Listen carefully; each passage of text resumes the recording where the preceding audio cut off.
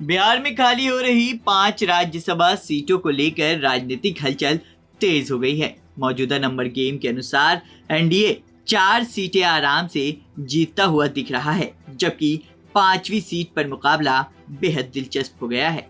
इसी बीच एआईएमआईएम ने आरजेडी पर तीखा हमला भी बोला है। वहीं दूसरी ओर भारतीय जनता पार्टी में भोजपुरी स्टार पवन सिंह के नाम को लेकर चर्चा तेज है और जेडीयू अपने जातीय सामाजिक समीकरण साधने में जुटी है। कमजोर संख्या बल के कारण आरजेडी को इस चुनाव में बड़ा झटका लग सकता है। कमजोर संख्या बल के कारण आरजेडी अपने दोनों सीटें गंवाने के खतरे में है, जबकि एआईएमआईएम की आक्रमण रणनीति ने विपक्ष को मुश्किल में डाल दिया है। अब आपको पूरा गुणागणित समझाते हैं।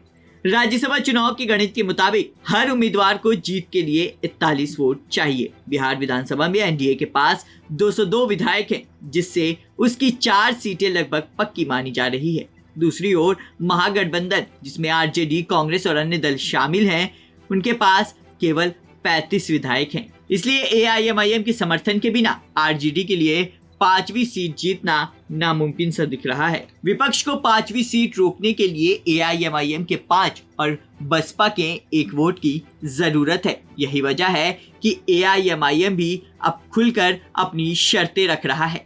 एआईएमआईएम ने पहले ही यह स्पष्ट कर दिया है कि इस चुनाव में वह अपना उम्मीदवार उतारेगा।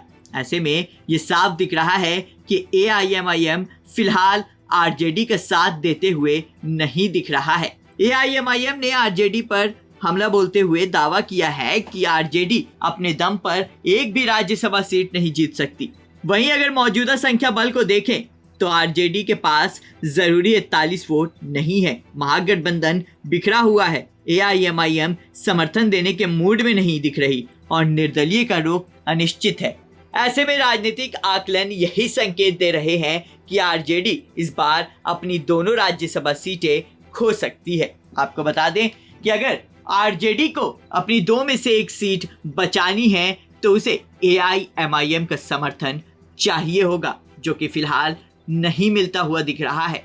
ऐसे में अगर आरजेडी एआईएमआईएम का समर्थन प्राप्त नहीं करती है तो उसकी इस चुनाव में हार होगी और ये सीट एनडीए के खाते में जा सकती है। महागठबंधन के पास पर्याप्त संख्या नहीं होने के कारण यही वजह है कि इस चुनाव में एआईएमआईएम किंग मेकर की भूमिका में है।